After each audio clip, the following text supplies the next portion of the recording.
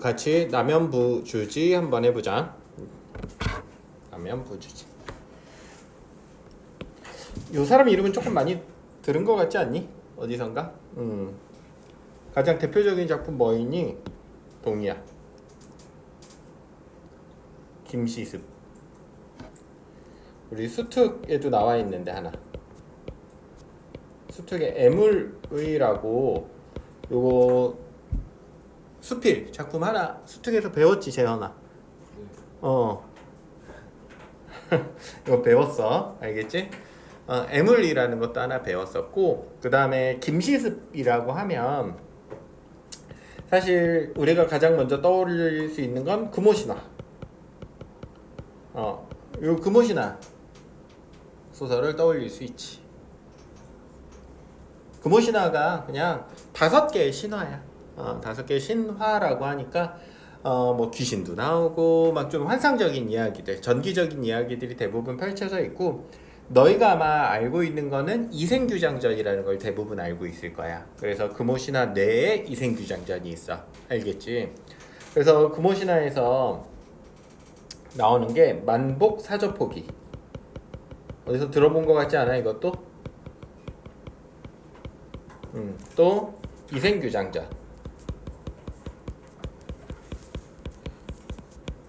이생규장전은 고등학교 다니면서는 한 번은 꼭 배우게 되는 소설이고, 요거는 좀 어색할 건데, 치유, 부벽, 정기. 치유, 취유, 부벽, 정기.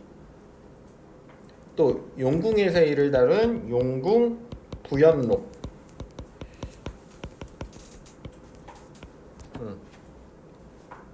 마지막으로 5번째가 남연부주지야. 이렇게 5개의 신화를 쓴 게 바로 금오신화고,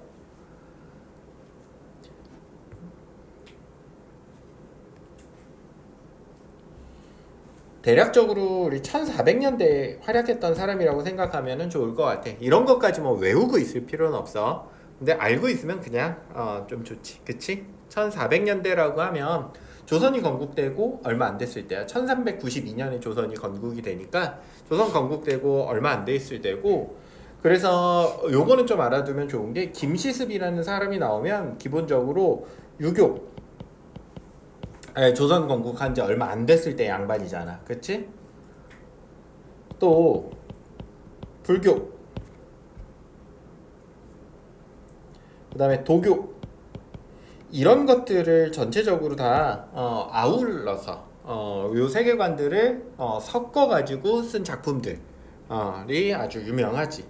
이 작품들의 특징이라고 볼 수 있어. 대부분. 알겠지? 자, 요 정도는 우리 좀 잘 알아두면 좋을 것 같아. 잘 정리해 두시고 우리 본격적으로 한번 시작을 해보도록 합시다. 남연부주지라는 거는 염부주지. 그래서 염자가 요 이제 불화자 2개 겹쳐서 쓰거든, 염자가. 그러니까 우리 화염 할 때는 이렇게 불 3개 쓰면 화염이야. 불화자에 뜨거울 염자야. 알겠지? 화염. 불이 3개야. 불 이렇게 3개짜리 한자도 있어. 우리나라에선 잘 안 써. 중국에서 많이 쓰는 한자고. 어쨌든 그 염자가 들어가는 것도 뭐 염라대왕이라든지 이런 게 다 지하 세계, 지옥 이런 것과 연관이 있는 세계라고 생각을 하면 돼. 이미 이제 전기적이고 신화적이지. 여기까지 됐니? 자, 한번 읽어보자. 이생, 박생, 이생규장전에서의 이생. 여기서는 이제 박생이 주인공으로 나오네. 그러면 요 생은 뭐야? 생. 뒤에 허생전에 허생전이랑은 상관이 없는 사람이지만, 허생전은 나중 이야기야. 나중 이야기고. 박생, 어쨌든 생 뭐 하는 사람이야? 재현아. 유생들을 이제 생이라고 하지. 유생은 뭐 하는 사람을 유생이라고 그래? 유학, 그러니까 유교를 공부하는 사람을 유생이라고 그래. 그러니까 벼슬을 하는 사람이야, 못 하는 사람이야? 벼슬을 아직 못하는 사람들이야. 알겠지? 공부하는 사람들이야. 공부하는 사람. 정계에 진출을 못했고, 요거는 이제 밑에 쭉 내려보면 혹시 보기에 나와 있나? 요 부분.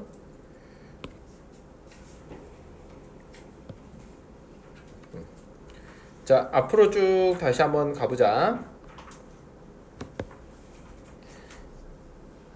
그 유교의 사상을 실현한다라는 것은 어쨌든 정치를 해야 되거든. 벼슬을 해야 되잖아. 벼슬을 해야 되는데 작가도 벼슬을 못했거든. 그러다 보니까 요거는 그냥 참고적으로만 알아도 작가의 모습이 투영되었고, 그러다 보니까 작가의 사상이 반영된 그런 인물이다 정도로도 알아두면 좋을 것 같아. 우리가 이게 수능이나 이런 데 나왔을 때 보기가 이거랑 똑같이 나온다는 보장이 없잖아. 그치? 이런 내용들이 충분히 나올 수도 있어. 보기에. 학생은 예전부터 늘 불교나 무속신앙, 귀신 이야기에 의심을 품어왔으나 이런 게 진짜일까? 이렇게 의심을 품어왔어. 확고한 생각을 가지지는 못했다. 그러다가 중용의 가르침에 비추어보고 주역, 개사전을 자세히 살핀 뒤 자신의 생각이 틀리지 않았음을 자부하게 되었다. 중용 밑에 뭐라고 써있는지 모르겠네. 유교 경전이야. 그러니까 다시 말해서 유교를 공부하는 데 있어서 가장 중요한 책 중에 하나이지. 중용. 주역 역시나 주자학이라고 하지. 유교야, 유교다. 자세히 살핀 뒤, 그러니까 유교적인 생각, 유교만이 옳고 나머지는 그르다. 이렇게 생각하게 된 거지. 그래서 자신의 생각이 틀리지 않았음. 이 자신의 생각이 뭐야? 요거지. 의심을 품어온 거. 그게 맞나? 그럼에도 박생은 사람 대비 순박하고 중후한 까닭에 승려들과도 교류를 끊지 않았어. 계속 만나고 이야기도 나누고 했어. 승려는 이제 불교지. 한유가 사귀었던 태전이나 유종원이 사귀었던 손상인 같은 승려 두세 사람을 가까이 했다.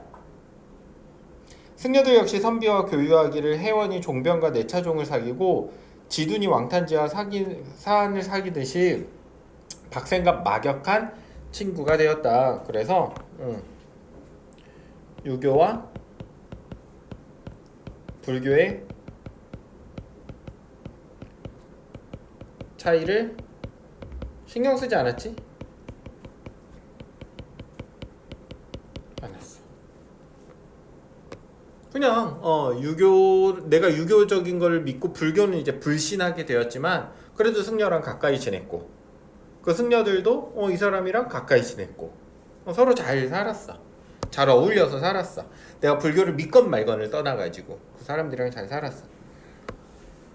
하루는 박생이 승려에게 천당과 지옥에 관한 이야기를 듣고는 다시 의심스러운 마음이 들었어. 천당과 지옥, 이거는 어느 종교의 이야기야? 불교에 대한 이야기. 알겠지? 유교에는 이거 없거든 따로. 그거 말도 안 돼. 천지는 하나의 음양일 따름이요. 그러니 천지 밖에 또 다른 천지가 있을 수 있겠소. 필히 허튼 얘기일 것이오. 그래서 천지는 하나의 음양이다. 천지 밖에 또 다른 천지가 있을 리 있겠소. 유교적이야.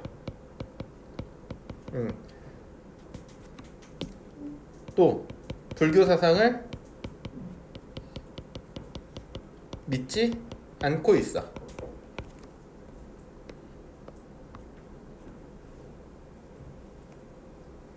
승려에게 묻자 그쪽 역시 시원한 대답을 못한 채 죄를 짓거나 덕을 쌓으면 각각 그에 따른 보답이 있다고 대꾸할 뿐이었다. 승려도 이제 천국이 있다는 걸 보여주진 못하잖아. 박생은 그 말을 전혀 받아들일 수 없었어. 그 말이란 건 그 불교적인 가치지. 불교적인 세계관. 박생은 일찍이 1, 2론이라는 글을 지어 스스로를 경계하며 이단의 가르침에 흔들리지 않으려고 했다. 여기서 이단이라는 건 뭐야? 유교를 제외한 다른 교리들, 우리 이단이라고 하지. 기독교의 이단이면 뭐 기독교를 제외한 다른 종교가 이단이 될 거고, 불교의 이단이라고 하면 불교를 제외한 다른 종교가 이단이 되겠지. 상대적인 거지 이단이라는 건. 이단설을 부정하던 박생은 어느 날 주역을 읽다가 잠이 들었네. 그래서 어디로 들어갔어 이제? 꿈속으로 들어갔네. 이런 걸 무슨 구조? 몽유 구조라고 하지, 그치? 몽유롭게 소설이라고도 하지. 몽유 구조임을 알 수 있고, 꿈으로 들어가는 것. 그다음에 이렇게 꿈속으로 들어가는 걸 우리 두 글자로 뭐라 그래? 인몽이라고 하지. 꿈속으로 들어갔어. 남쪽 연부주에 가게 되고, 연부주. 여기 선생님이 얘기하는 한자 나오네, 그치? 뜨거울 염자야. 그러니까 선생님이 한자 외우라는 거 아니야. 그냥 이런 거 한두 글자만 눈에 익혀가지고 볼 수 있으면 좋은 거야. 알겠지? 사람이 유식해지는 거지. 점점 똑똑해지는 거야. 박생이 부정하던 세계가 되겠지. 불교적 사후세계가 되니까 천국 지옥 같은. 그곳에 임금인 연마왕을 만나. 역시 여기 이런 거 있잖아, 그치? 공자와 석가, 귀신에 관한 설 등 대화를 나눈다. 박생이 천당과 지옥이 있는지를 물으며 죽은 사람이 천도를 위한 죄에 대해 말하자 연마왕은 거짓되고 망령된 일이라며 놀란다. 사람이 죽으면, 그래서 여기 보면 중요해. 요 글은 특히나 이거 중심이거든. 대화. 요게 이 소설 자체가 문답 구조이고,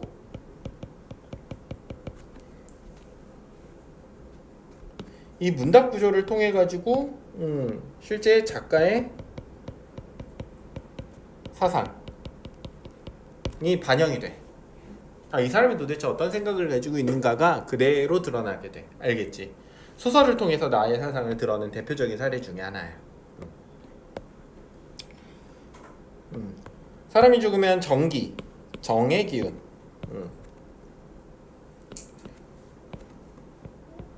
원천적인 기운. 내가 가지고 있던 원천적인 기운이 흩어져서 혼은 하늘로 올라가고 백은 땅속으로 내려가서, 우리 이걸 합쳐서 다 뭐라 그래? 혼백이라고 하지. 그래서 우리 막 영혼 혼백이라고 하잖아. 땅속으로 내려가 모두 근원으로 돌아가게 되어 있어. 그러니 어찌 혼백이 저승에 머물 수 있겠소. 다시 말해서 이거는 유교적인 지금 사상이지, 그치? 혼백은 그냥 사라지는 뿐이야. 없어져. 죽으면 끝이야. 물론 원한을 품은 혼령이 나 비명행사한 귀신이 제명에 못 죽어 자신의 기운을 펴지 못하고 모래밭 사움터에서 슬피 울거나 원한 품은 집에서 절절히 우는 일이 간혹 있기는 하오. 그러니까 귀신을 아예 부정하는 건 아니지만 이 천국이나 지옥은 있을 수 없다.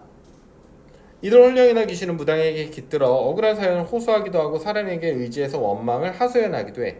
그러나 비록 일시적으로 정신이 흩어지지 않았다 해도 결국은 무로 돌아가게 돼 있어. 죽은 사람이 형체를 빌려 저승에 가고 또 거기서 형벌을 받는 일이 어찌 일어날 수 있겠소. 그래서 불교적 사상에 대한 유교적 반론을 펼치고 있지. 이런 일을 사물 이치를 깊이 탐구하는 군자라면 마땅히 헤아려 알 수 있는 것이고요. 다시 말해서 유학자들, 유교를 공부하는 사람들이면 당연히 알 거야. 부처는 제를 올리고 부처에게 제를 올리고 시왕에게 제사를 지내는 일 같은 것은 더욱 말도 안 되는 얘기야. 제라는 건 맑고 깨끗함을 이르는 거야. 그래서 부처에게 제를 올리고 맑고 깨끗함. 제의 뜻이 요거야. 왕이라는 건 존엄함을 일컫는 말이오.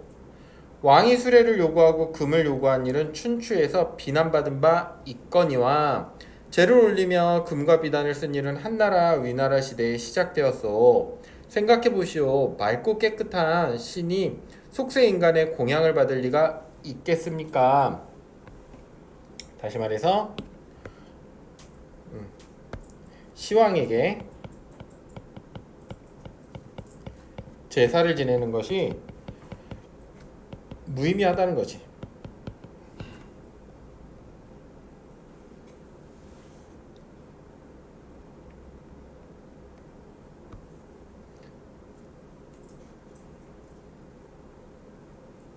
이 시왕은 저승의 왕이니까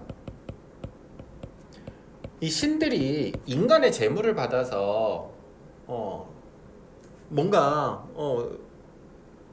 기분이 좋을 리가 있겠냐 이렇게 물어보고 있잖아 지금. 그렇지? 인간이 뭐 바치는 물건들이 뭐가 좋겠냐. 아무 의미가 없다. 말도 안 된다.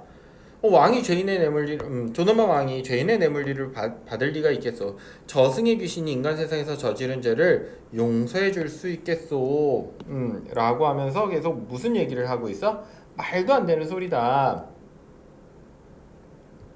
이런 일 또한 사물의 궁극적인 이치를 탐구하는 선비라면 마땅히 하려 알 수 있는 것이오. 그러니까 제사를 지내고 제물을 바치고 제사를 지내면서 이런 게 아무 의미 없다 신에게.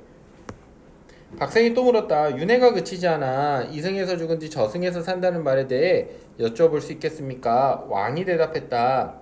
정령이 흩어지지 않는다면 윤회가 있을 듯도 하오. 하지만 오랜 시간이 지나면 결국 정령도 흩어져 사라지고 마옴. 즉 어떻게 하고 있어? 문답법이지.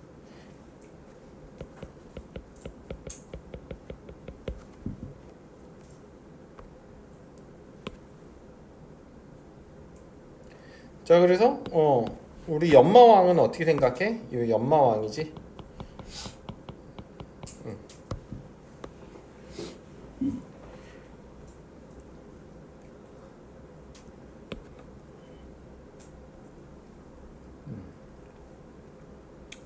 그래서 지금 보면 오랜 시간이 지나면 결국 정령도 흩어져 사라지고 말아. 연마왕의 생각. 윤회를 긍정하니 부정하니? 윤회를 부정하고 있잖아. 윤회는 이제 자꾸 다시 태어나는 걸 우리가 윤회라고 하지. 임금께서는 이 윤자가 저기거든. 바퀴윤자야, 바퀴. 네. 그 자동차들 사륜구동 할 때 그 윤자, 바퀴윤자가 빙글빙글 도는 거 윤회라고 그래. 알겠지? 박생이 물었다. 임금께서는 어떻게 이런 이역 땅의 왕이 되셨습니까? 이역. 여기 달을 이자잖아. 영역할 때 역자야. 그러니까 다른 영역이네. 다른 영역이니까 연마왕이 지금 현실 세계와 다른 영역에 와서 왕을 하고 있는 거잖아. 너 어쩌다가 이렇게 저승세계에 와서 왕을 하고 있어? 여기가 어디가 돼? 아까 얘기한 연부주가 되겠지. 그치? 맞아.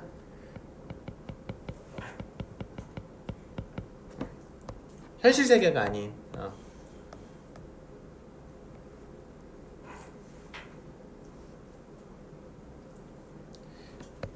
왕이 대답했다. 나는 세상에 있을 때.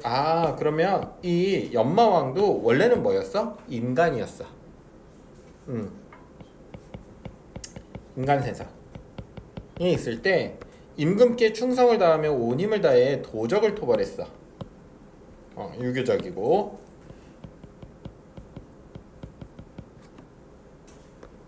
그때 이렇게 맹세한 일이 있어. 연마왕의 맹세가 뭐야? 내가 죽으면 귀신이 되어서라도 도적을 모두 죽이리라, 이렇게 생각을 했대. 죽어서도 내 소원이 다 이루어지지 않았고 충성스러운 마음도 사라지지 않았기에 이런 흉악한 땅에서 임금 노릇을 하게 된 것이요. 이 흉악한 땅이라는 건 연부주, 지옥세계. 지금 이 땅에 살며 나를 우러르는 자들은 모두 전생에 임금이나 부모를 죽이는 듯 온갖 간사하고 흉악한 짓을 벌인 무리들이라오. 그래서 전생에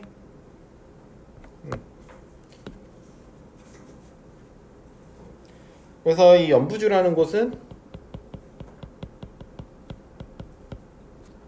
죄인들이 모이는 곳이라는 것도 알 수 있을 것 같아. 그럼 추론을 해보자면 너희가 이제 염자를 몰랐어도 지옥이라는 걸 이제는 알 수 있겠지. 괜찮니?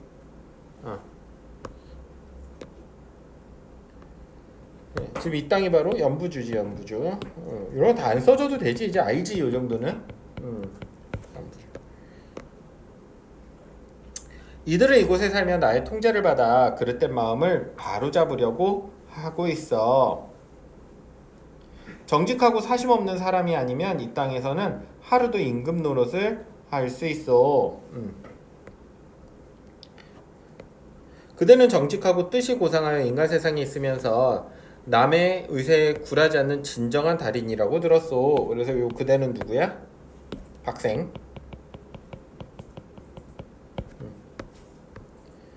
작가 스스로도 자기가 또 이렇게도 생각하는 거야. 나는 좀 이런 사람이야. 멋있는 사람. 그럼에도 세상에는 뜻을 한번 펼쳐 보이지 못했으니 역시 작가를 대변하는 말이지. 작가 스스로가 생각하는 작가의 모습이야, 사실은. 그야말로 천하의 보배로운 옥이 황야에 버려지고 비유적인 표현이지. 너무너무 아름다운 보석이 그냥 쓰레기장에 있는 거야. 연못 깊이 가라앉는 것과 같은 신세로구나. 훌륭한 장인을 만나기 전에 누가 천하의 보물을 알아볼 수 있겠소. 그래서 박생이 지금 정계에 진출하지 못하고 공부나 하고 있는 걸 안타깝게 생각하고 있어. 지금 소설 내에서. 그래서 감정을 직접 표현하고 있고. 영탄적 표현이 나와 있니? 영탄적 나와 있지. 영탄적은 감탄이나 탄식을 하면 다 영탄적이야, 알겠지? 근데 여기 이렇게 느낌표 있으면 다 영탄적 표현이야. 탄식하고 있는 거지. 안타깝다라고 하고 있어. 나 역시 운수가 다해서 이 세상을 곧 뜰 운명이고 그대 또한 타고난 수명이 이미 다해서 땅에 묻히게 되리니 이 나라의 임금이 될 사람이 그대 말고는 또 누가 있겠소.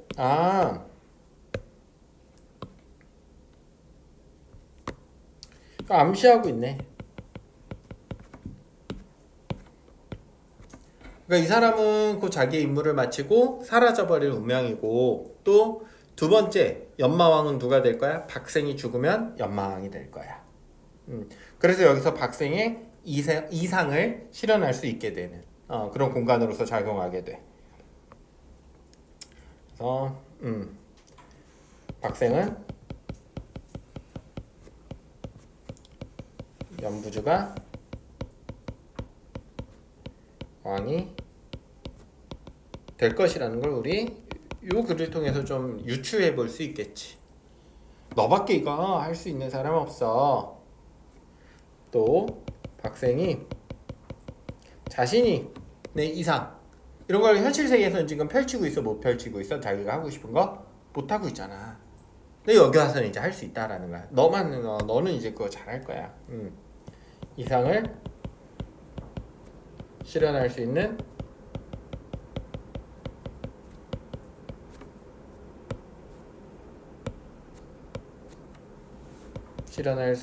있는 공간 정도로 적어둘까?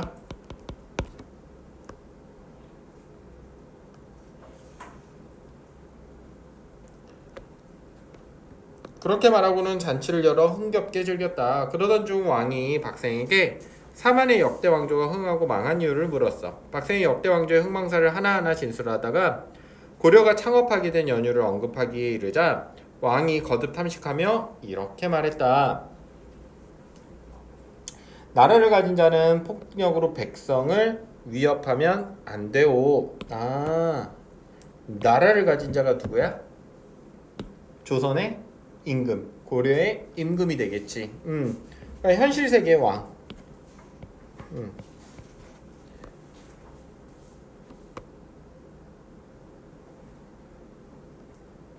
현실 세계의 왕.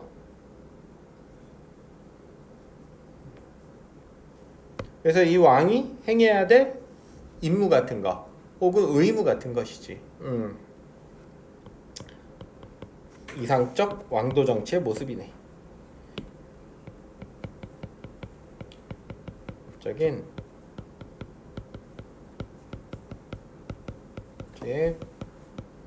왕도 정치는 왕이 도를 행하면서, 그러니까 왕이 나라를 다스릴 때 해야 되는 일들, 하지 말아야 되는 일들.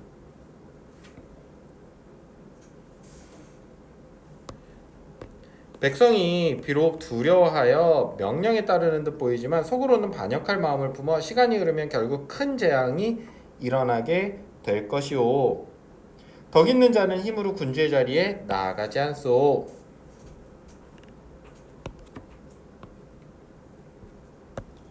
자, 그러면 이상적 왕도 정치의 모습이 요게 첫 번째가 되겠고 요게 두 번째가 되겠네. 하늘이 비록 자상한 말로 사람을 깨우치지는 않지만 시종일관 이를 통해 보여주듯 이를 보면 하늘의 명이 엄하다는 것을 알 수 있어.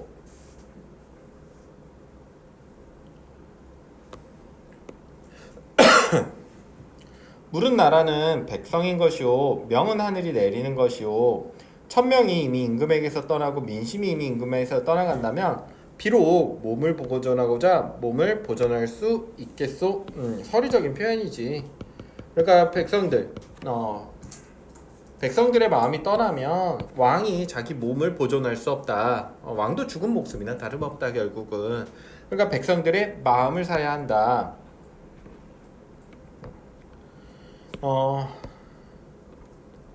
여기는 안 나왔을 것 같은데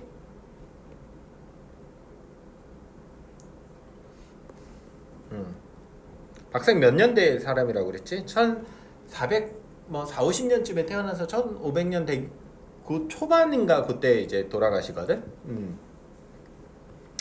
그러면 그때가 언제냐면 세종이 한글 창제했을 때가 너희 언제니? 한글 창제 1443년이야. 반포한 게 1446년이고 그렇거든. 1443년이야. 그러니까 그때가 세종이고 세종이 이제 돌아가시면 짧게 문종이 왕을 하고, 그치? 그 다음에 단종이 짧게 왕을 하고, 그 다음에 이제 세조가 왕을 하거든. 한참 그때 있었던 사람이야. 알겠지? 그때 작품 활동하고. 아까 이제 연대를 말해 줬잖아. 지금 보면 요 부분 우리 한번 보자. 민심.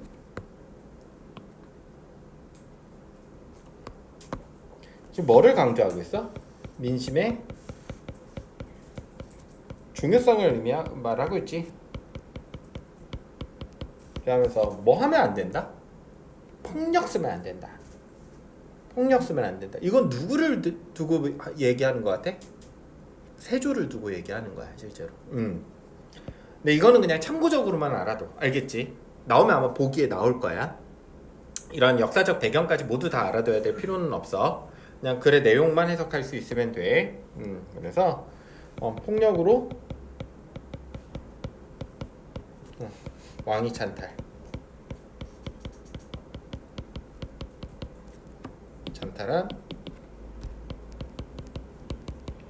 세조를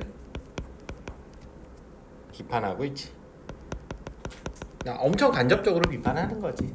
그냥 그대로 했으면 이제 뭐 목이 날라갔겠지. 또 박생의 역대 재앙들이 이교를 숭상하다가 재앙을 당하기에 이른 일을 말하자 왕은 이 말을 찌푸리면서 말했다. 이자 요거 이자 무슨 이자라고 그랬어 선생님이? 위에서 선생님이 말해줬던 것 같은데 다를 이자라고 그랬지? 그럼 교자가 이게 다른 종교 이렇게 생각하면 돼. 알겠지? 결국은 이게 이단이랑 똑같은 말이네. 재앙을 당하기에 이를 말하자 왕은 이 말을 찌푸리면서 말했다. 너희들 이거 한자 있잖아. 니네들 보고 한자 읽으라 내가 여러 번 얘기하지만 한자 읽으라고 나오는 한자 아니야. 한자에 부담 가질 필요는 없어. 그럼 한자 왜 나오겠어? 알면 좋은 정도야. 알겠지? 이것 때문에 문제를 풀고 못 풀고는 아니지만 방금 이제 선생님이 보여주는 것들처럼 알면 좋아. 알면. 이게 이런 거 운명할 때 명자야. 알겠지? 혹은 명령할 때 명자. 하늘의 명. 여기까지 괜찮지? 숭상하다가 재앙을 당하기에 이른 왕은 이 말을 찌푸렸어. 그래서 세 번째 이교를 숭상하다 재앙을 당한다 라고 하면 이상적 왕도 정치 뭐 해라? 다른 종교를 숭상하면 안 된다. 백성이 태평가를 부르는데도 홍수가 나고 가뭄이 드는 것은 하늘이 임금에게 언행을 삼가라고 거듭 경고하는 것이요 백성의 원성이 드높인데도 상서로운 이상한 징조가 보이는 것은 요괴가 임금에게 아첨하여 더욱 방종하도록 마구 살도록 만드는 거래. 역대 제왕들이 상서로운 징조를 보던 날에 백성이 편안하였소 울부짖으면서 원망하였소. 그 서리적인 표현이고. 그리고 역대 제왕들이 이상한 현상을 보게 되면 백성들이 되게 힘들었을 때 그랬다는 거야. 그래서 뭐 그 왕들이 뭐 믿으면 안 된다고 미신 같은 거 믿으면 안 된다고 그렇게 강조하고 있지. 자, 그래서 이렇게 정리하면 크게 어렵지 않게 정리 다 되고 문제도 풀 수 있을 것 같아. 문제는 한번 풀어보고 선생님이 정답 한번 불러줘 볼게.